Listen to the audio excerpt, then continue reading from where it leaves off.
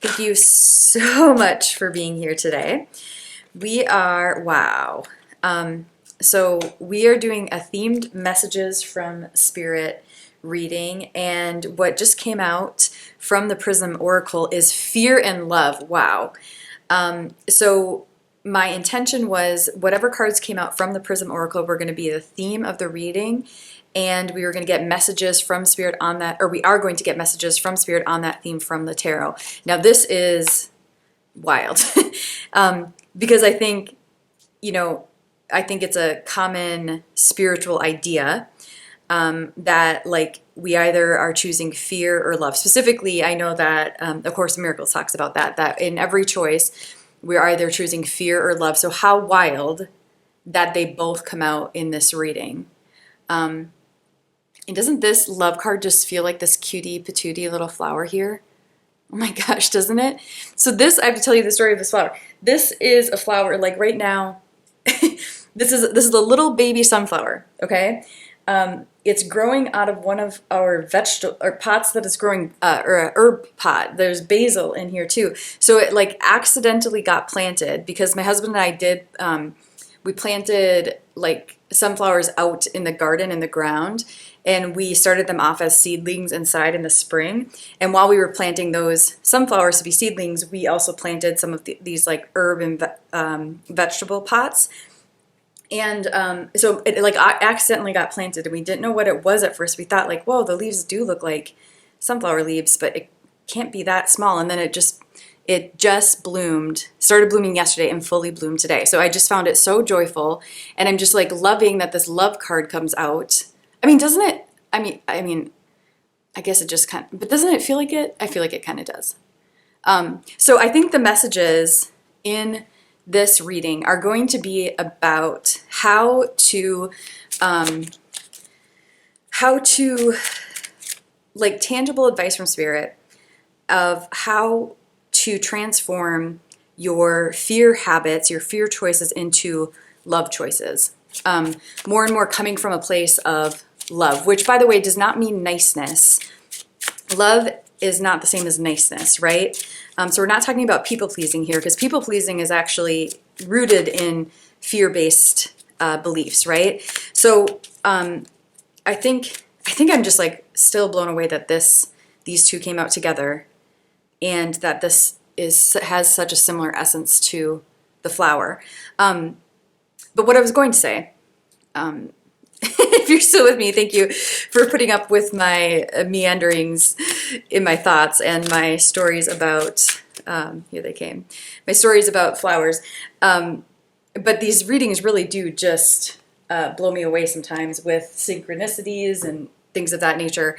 But what I was going to say after all that is it's a really beautiful thought in theory, right? To be like, oh yeah, act more out of love instead of out of fear.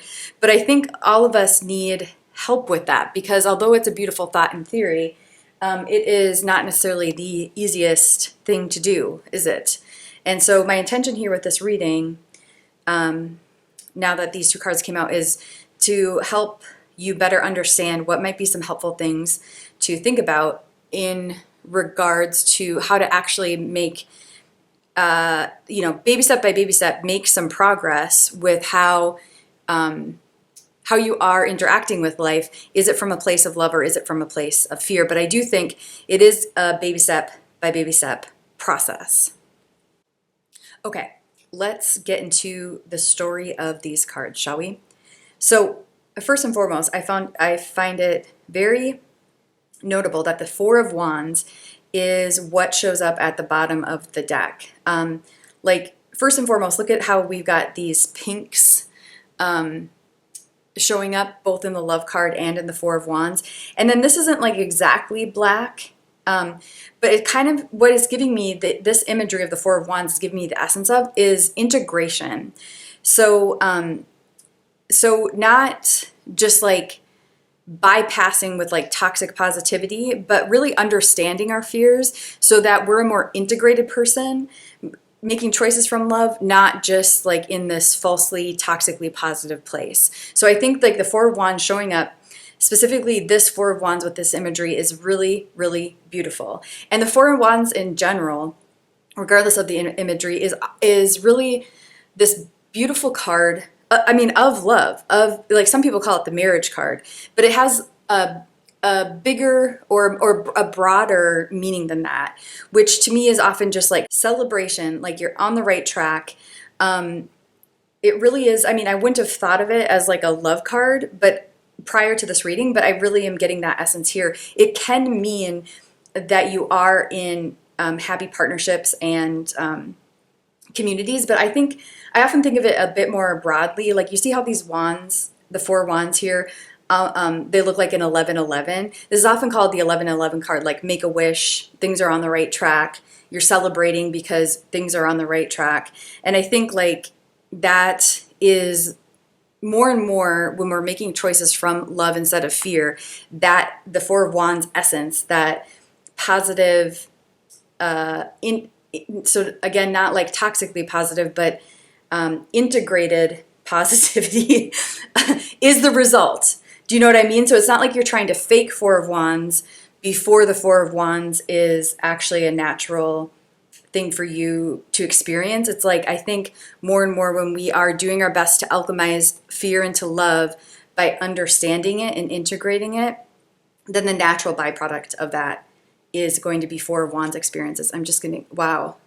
So I just got nosy and I wanted to see what was under the 4 of Wands, and it's the 5 of Pentacles in reverse.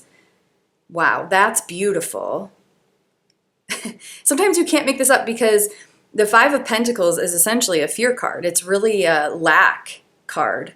So it's almost like the bottom of the deck is mimicking the themes here. Look at that. Almost an imagery too. Like, we've got this dark 5 of Pentacles in this 4 of Wands. So what that's saying to me is you're like we just said, alchemizing the fear into a more joyful state. But it's like true alchemy, not, again, just this idea of toxic positivity, but this idea of how do we actually alchemize fear. So let's get to that with these 3 cards at the center of your reading.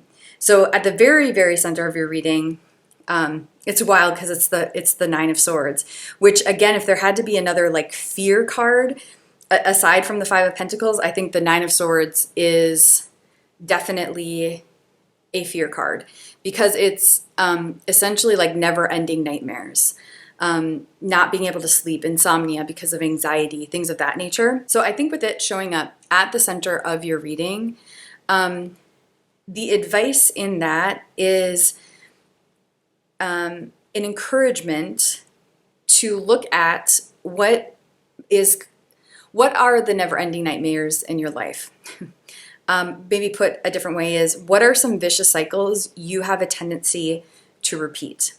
Now, that's not always fun to do, but I think it is eventually always worthwhile, because in the vicious cycles of our life are a lot of information about where we are relying on fear over love, right?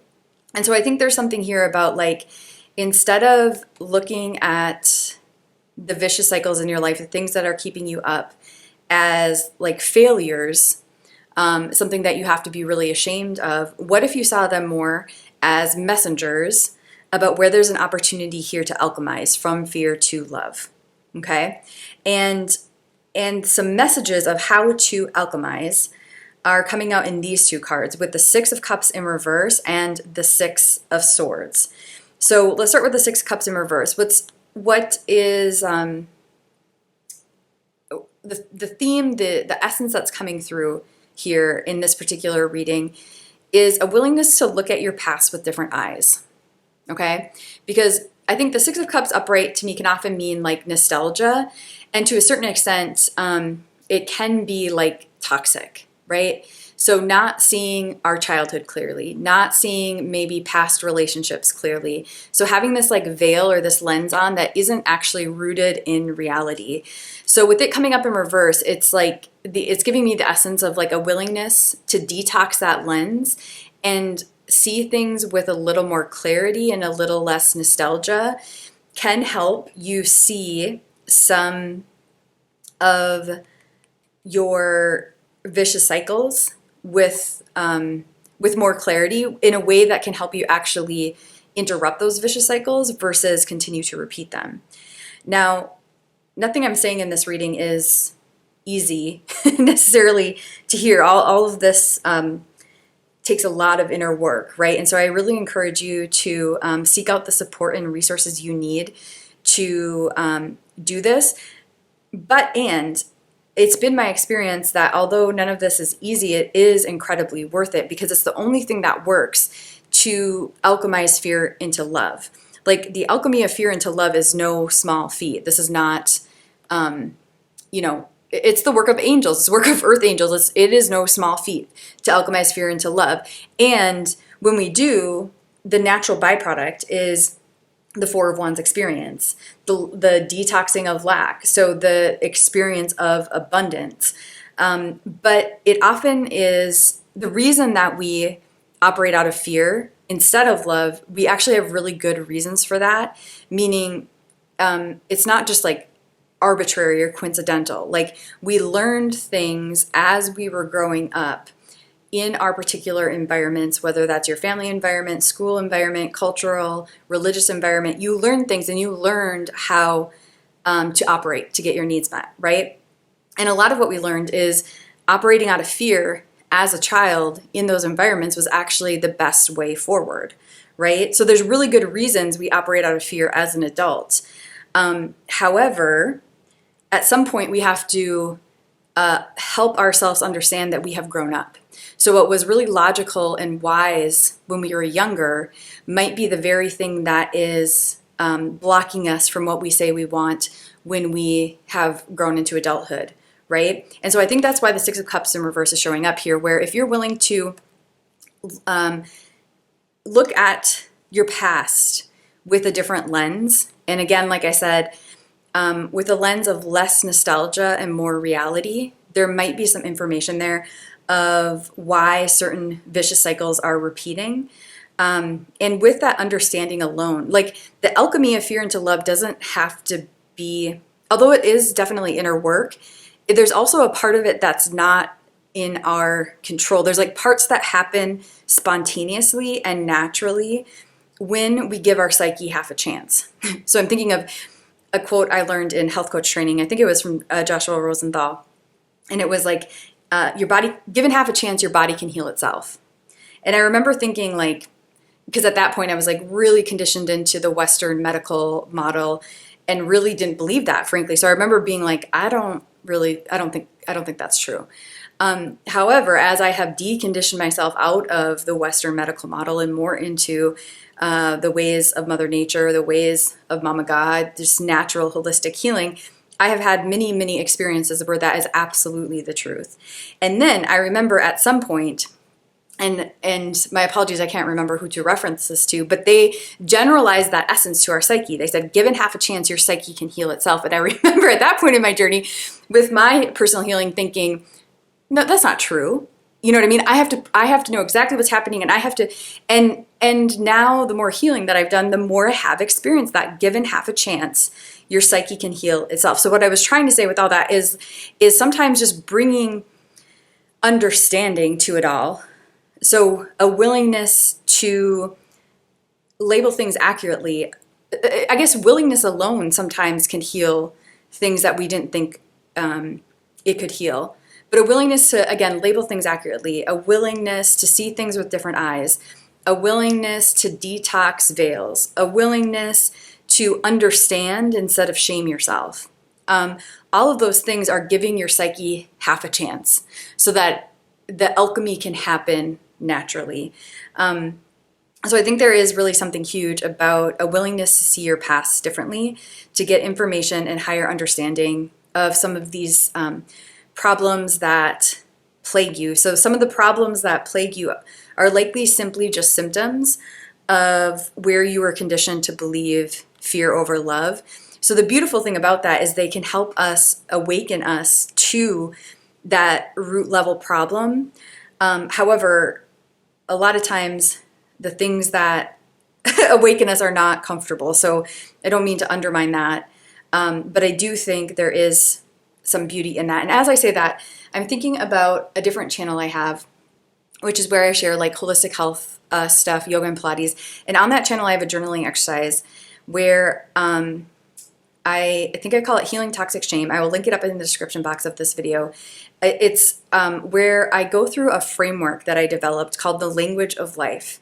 And the purpose is to look at these vicious cycles we have in our life, to look at the uncomfortable symptoms, the discomforts in our life, whether they're physical or mental or relational, to look at them with a little, to look at them straight in the eye, but without going into shame, and then trying to harvest, trying to mine more information about them, more understanding, so that we can alchemize them and see them as more of a beautiful part of life, the beautiful part of life, the language of life, instead of just something we have to overcome. So if any of this is resonating, you might want to check out that journaling exercise. And then finally, let's talk about the Six of Swords here. So the Six of Swords is a really beautiful card of moving on. And so I think partly this is showing up as a, don't you just love that depiction of it? Wow, it's beautiful. I think partly it's showing up as a little validation that like all the work you've been doing in this regard, so any healing or inner work you have been doing, spirit work in regards to your spirituality, where you really have been honest with yourself of where you are choosing from a place of fear versus a place of love, like it's working. Okay, you are baby step by baby step moving yourself on to calmer shores, because the Six of Swords is that essence, like moving yourself on to calmer waters. But it is also the essence of moving yourself on. So like going from one shore to another. So if there's advice in this card along with validation, I think it would be a willingness to move on from things that are not working. Okay, so whether that is relationships, or if it's not even a particular person, maybe it's relationship dynamic. So maybe it's not the right move to move on from a particular person, but it is the right move to move on from a particular dynamic with a person. It might be from a particular location. It might be from a habit. It could be a career. But there is definitely advice in this reading of a willingness to look square in the eye at what is not working in your life. And again, instead of like going down the rabbit hole of shame, seeing it as information, and with a willingness to do that, realizing that things are supposed to work. So I don't say that as a way of like simplifying life, like too simply. I don't say that in any way to shame you for the parts of your life that aren't working. I say that even as a reminder to myself that it is not wise to normalize dysfunction. Okay? So I think a lot of what we do to try to get through life is we do normalize dysfunction, right? And I think that sort of cognitive dissonance can cause a lot of issues. And I love the quote. It comes from Clarissa Pinkola Estes. She was writing a book on wisdom. I think it's called like The Wise Old Woman or something like that. And she was like asking herself, like, what even is wisdom? And then I just love it. She had a dream, and I believe like a tree in her dream told her, simply but powerfully, wisdom is what works. Don't you just love that? I just love it so much. And so I always think about that in my life, because I think if something's not working, there must be like more wisdom for me to gain around this. Does that make sense? And so instead of like gaslighting myself and stepping into that cognitive dissonance and normalizing dysfunction, just being like, okay, everybody has aspects of their life that aren't working. That's okay. That's natural. That's normal. That's nobody's fault, and it's everybody's responsibility to clean it up, right? And so I have parts of my life that are not working. That's okay. And I would like my life to work better. So I got to look straight in the eye at those parts that aren't working. And instead of normalizing it, I'm going to think maybe there's some wisdom to gain here. Maybe there's some information to mine. And maybe a lot of that has to do with how I'm choosing unconsciously out of fear when I could be choosing out of love. And if I'm willing to look at my life less through the lens of nostalgia and more just through the lens of reality and labeling things accurately And P.S., that's part of that journaling exercise, is just getting to like, let's just label things accurately. Then I will see more and more clearly what is working and what isn't working. And the more willing I am to move on from what isn't working, and, you know, I definitely think it's wonderful to give people second chances, or to give things second chances, or to persevere in certain seasons, right? But I also think there's a nuance to that, right? Because at some point, it isn't that wonderful to give people second chances, right? And it isn't that wise to keep persevering. I think each of us has to like dance with that nuance of life of when is it the wisest thing to move on? Because this thing isn't working and it's not willing to work. Do you know what I mean? Like, it's one thing if you're in a relationship, for example, and there's aspects that aren't working, but the other party is willing to work on those aspects, right? That's one scenario, and that's very different than a relationship not working and the other party not being willing to work on it, and then us on the other end not being willing to move on. Do you feel the toxicity and the fear? And really that's all fear is, right? Or excuse me, that's all toxicity is, right? It's just fear. And I love this depiction of this fear card, because it's like just this black hole, right? Where, like, look at this love card. It's just like emanating energy. So instead of the toxicity of the like sucking of energy into a black hole, reaping us no reward, this is an emanation. Isn't that beautiful? So there is some deep level healing happening in your world. And if any of this is resonating, you're really a strong individual, because clearly you have already faced a lot of difficulties and discomforts head on. And so I think again, there's a validation energy here. There's along with that, an invitation energy of like, keep going with that essence, bringing even more awareness to it. Because as you're willing to do this even more, look at what isn't working, instead of going down the rabbit hole of shame, mining information from it, making wiser choices, labeling things accurately, moving on from things that are not working and are not willing to work, you then are detoxing that lack energy, that fear energy, that toxicity, and you are embodying and living the Four of Wands, the vibrancy that is your natural inheritance, the more and more you're willing to remove the blocks that are in the way.